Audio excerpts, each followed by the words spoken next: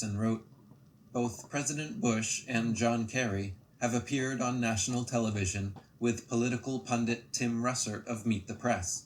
Both of them refused to answer any questions about their lifelong membership to the Skull and Bones fraternity. Their method of manipulation uses the bipartisan system as a control mechanism. By having members on both the political left and right, they create the boundaries, divide the issues, and control the playing field. You do the math. What are the odds that the top two candidates for the presidency of a 300+ million person nation would be 16th cousins and members of the same organization reputed by many to be the most powerful secret society in America?"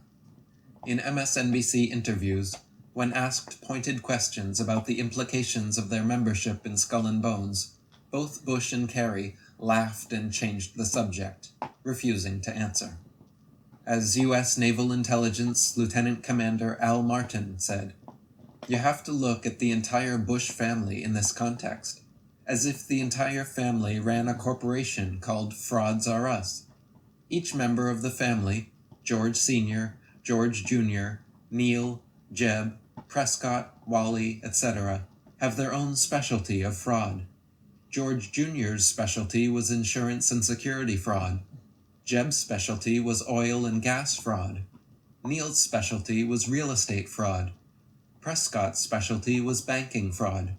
Wally's specialty was securities fraud. And George Sr.'s specialty? All of the above. Prescott Bush, Jonathan Bush, George Herbert Walker, George Herbert Walker Bush, and George Walker Bush are all members of the Bush family in Skull and Bones. When George W. Bush entered office, he brought 5 bonesmen into his administration. Major players in Skull and Bones have financed both sides of world wars and the Russian Revolution. They have controlled the left-right political paradigm and helped pave the way for a new world order.